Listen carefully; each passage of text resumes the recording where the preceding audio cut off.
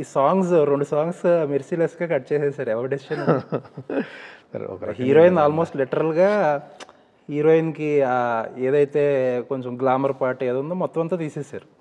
అది ఇంకా నా డెసిషన్ అనే చెప్పాలి సార్. బట్ శ్రీకర్ సార్ మేము పెట్టి చూసుకున్న తర్వాత అనిపించింది సార్ అది ఫ్లోని ఖచ్చితంగా డిస్టర్బ్ చేస్తుంది అది వైబ్ సాంగ్ని. అండ్ ఇంకోటి దాన్ని షూట్ చేసిన తీరే ప్రమోషనల్ సాంగ్లా షూట్ చేసాం సార్.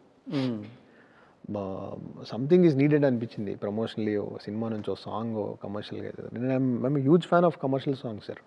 నేను బట్ అదొకటి యాక్చువల్‌గా నాకు తెలిసైతే ఏదైతే స్పెషల్ సాంగ్ షూట్ చేశారో మీరు, అది కొంచెం రాంగ్ ఇండికేషన్ ఇస్తదేమో, జనాలకు రాంగ్ ఎక్స్‌పెక్టేషన్ ఇస్తదేమో అని చెప్పి తీసేసారని నాకు తెలిసింది. అది వాడుకోవచ్చు సార్, నీట్గానే ఉంటుంది అది. ఆ శ్రీలంక సీక్వెన్స్ దగ్గర train sequence. We thought we have extension to the story, అక్కడ ప్లేస్ చేసుకోవచ్చు అని అనిపించి హోల్డ్ చేసుకున్నాం సార్ ఆ సాంగ్ని. ఓకే. అండ్ ఇదే మాటలో చాలామంది ఎక్కువ మంది అడిగే మాటలు ఏంటంటే, ఇప్పుడు సాంగ్స్ తీసేస్తారు మీరు, లాస్ట్లో కూర్చోపోతే తీసేస్తారు. ఒక సినిమా పరంగా అది గుడ్ ఐడియా.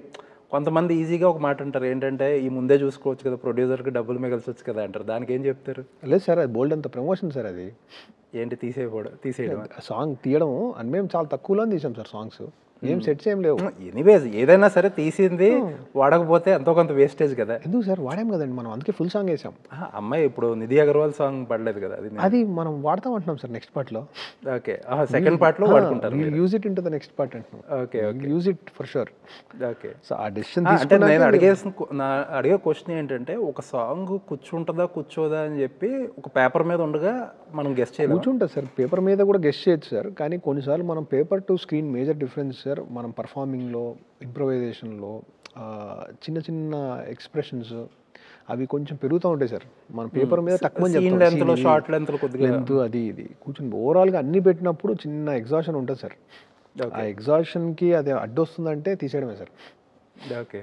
ఇంకా పెట్టుకున్నామంటే it will create more problems. But ఇప్పుడు మీరు డిఓపి సినిమాకి డైరెక్టర్, ఆ సెల్ఫ్ ఇంటెలిజెన్స్ అనేది ఉంటుంది కదా. ఇప్పుడు మీరు చాలా ఫ్రేమ్ సూపర్గా, నేను ఆ ట్రైన్ సాంగ్ నేను చూసా, చాలా సూపర్గా అసలు భలే ఉంటాయి లొకేషన్స్ అన్ని, చాలా గ్రీన్గా షారుఖ్ ఖాన్ గారి పాటలా ఉంటుంది, చెయ్య పాట కింద ఉంటుంది. సెల్ఫ్ ఇంటెలిజెంట్ అవ్వకుండా ఎలా ఉంటారు? ఏం లేదు సార్, నేను కష్టపడి తీసేది అసలు ఏదో ఒక పాయింట్లో మనం సినిమాని ఫుల్ ఫ్లోలో చూస్తున్నప్పుడు సినిమా చెప్తూ ఉంటుంది సార్, నువ్వు ఇది అనవసరంగా తీసావు, అలా చాలా అనిపిస్తూ ఉంటాయి. చాలా వరకు ఈ సినిమాకి ఏం చేసామంటే అవి అలా అనవసరం అనిపించినవన్నీ తీసాము, అక్కడ ఏదైనా కావాలి అనిపించినవి చేసాము కూడా. ఓకే. సో ఎందుకంటే ఇది ఓవర్ స్పాన్ ఆఫ్ 4-5 years రాసాము. దాని తర్వాత తీయడం కూడా 2-3 years తీసాం కానీ సార్, ఎక్కడో అన్ని పెట్టిన తర్వాత ఒక చిన్న అక్కడక్కడ చిన్న గ్యాప్స్ అవి కనిపిస్తూ ఉంటాయి సార్.